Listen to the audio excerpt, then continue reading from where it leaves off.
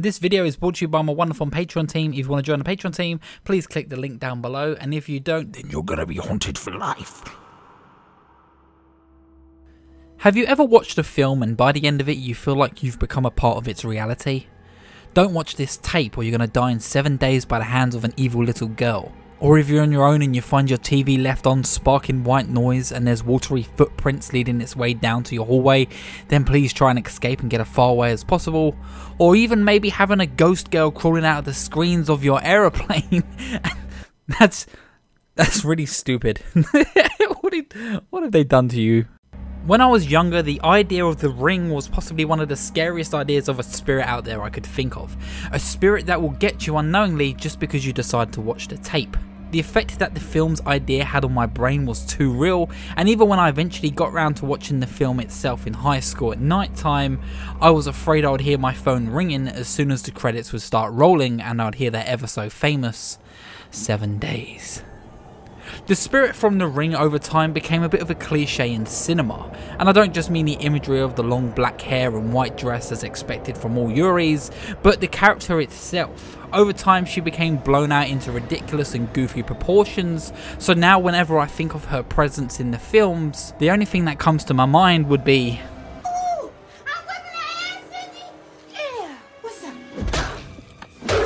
but unfortunately, the little girl from the ring, both Japanese and of course American remake, aren't the only ghosts that get overused and dumbed down over time due to mainstream. So please join me today while we talk about why we romanticize entities within the horror industry.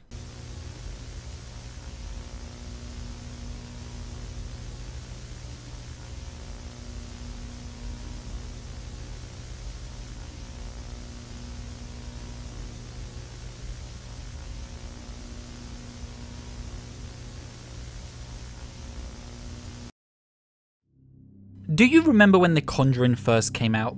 Horror fans and audiences were taken back by its atmosphere and scares that called back to a different time within horror and compared it to the greats like The Exorcist or even Poltergeist, and all this attention and scares were all pointed at this little unknown doll by the name of Annabelle. Based on the very real and allegedly possessed Raggedy Ann doll, as much as her movie counterpart has been in the spotlight for the last decade or so at this point, her real life counterpart has been a presence that has been inspiring horror since the 80s, and every evil doll character you could possibly thank to her, and of course Robert the Doll. Annabelle's appearance in the movie industry though has come somewhat comedic at this point, starting as a beacon of unexplainable horror and reviving the fear that people had of dolls just like Chucky and even the clown for Poltergeist did, but 3 films and 1 Aquaman appearance later, she has lost what made her special. She has now become nothing more than that stupid doll from the Conjuring movie, losing all mystery and tension around her. And unfortunately she has become a victim of the mainstream, just like many before her and of course just like many will come. And I understand this, it's entirely natural for us to be so interested and scared by the paranormal. We as a species are attracted to the one question we will possibly never get an answer for. When it's all over, what happens when we're gone? And movies have allowed us to obtain that answer through spirits, and we're able to explore the effect of the undead and become a part of that universe for just a second. And that's where monsters and horror truly manifests. Horror as a genre often leave their endings open to interpretation and rarely closes the book on the audience, but instead inviting them to stay. We find out that the grudge is still out there. If Freddy never got killed, then is it safe for us to sleep that night? And of course, will Michael Jackson actually come after me at the end of the Thriller music video? By having the presence and the villain being left off and unexplored, it creates that fear of the unknown, and it allows us to believe in these entities just for a little while longer, even while we're on our way home or even while we're trying to sleep that night.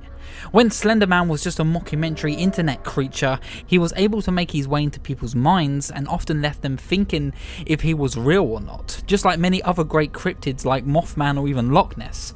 But just like Annabelle, The Ring or even The Grudge, Slender Man became the victim of fame and very quickly became a puppet to be thrown into anything, totally destroying the mystery that surrounded him. Sometimes people just want answers. We become so attracted to a character that we find ourselves clawing for those said mysteries and answers to become uncovered, and if a big producer and film company see that, they will continue to grow on the lore and they will continue to build the world of these spirits. And once we finally hit that point of 5 Ring films and 13 Grudge movies later, what else could there possibly be to explore at this point? And then that's when you get movies popping up like, what if The Ring and The Grudge had a death match against each other? Well, that's completely stupid. It's awesome, and it's stupid. Now, I don't want to sound like I'm hating on these great monsters, because I really love them. I love the fact that monsters can come together, like Freddy vs Jason, of course The Ring versus The Grudge. I think it's so good to see this celebration of horror, and it's fun to see these fans come together and vote for what characters they think is better, but at the same time it comes across as being silly and convoluted all at the same time. For me, I don't find them scary anymore, but of course horror is subjective, so they could be scary to many others. But there's a reason why the Babadook frightened me so much.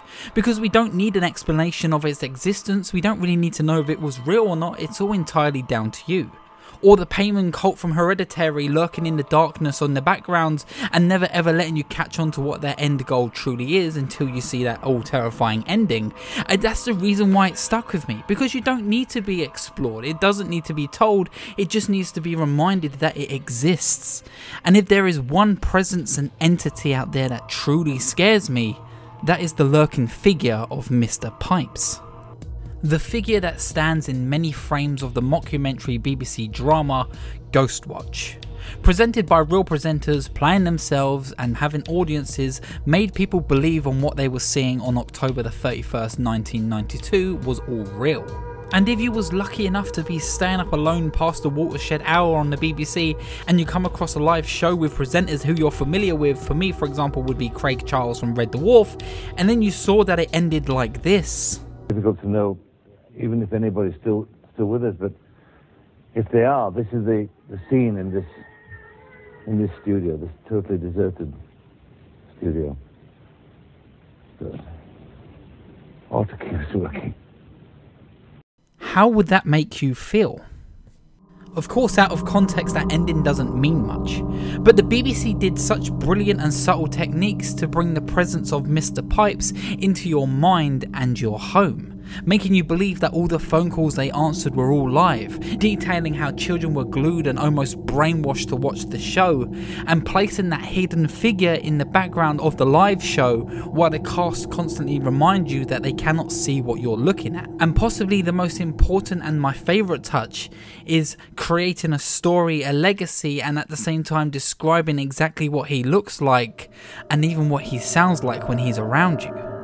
And even after watching this film decades after it aired, it generally feels like a live full real show and can send shivers down my spine immediately. The ending is so well paced and nail biting that it left me screaming at my screen to get the crew out of there. So when I saw this ending and genuinely knew that people thought this was real and even the real presence of Mr. Pipes, it became easy to understand why the legacy of this mockumentary had left its mark on the horror genre.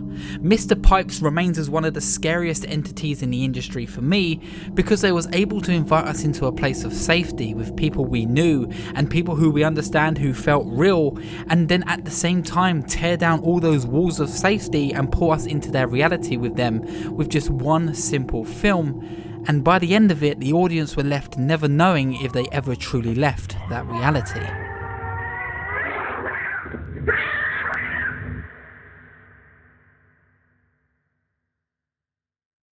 Hi everyone, I hope you enjoyed this video. I wanted to talk about something a little bit different rather than talking about the cliches of ghosts, but instead how we personally attach ourselves to spirits and how they become popular, and by the end of it they become something less scary. And I thought that was a subject I wanted to speak about. I do apologise for it being a shorter video than usual, but I promise I do have longer projects being made at the moment, and of course I hope you stick around to see them. And if you want to see them, please feel free to subscribe for more videos like this every single week. And of course I will see you at the next checkpoints.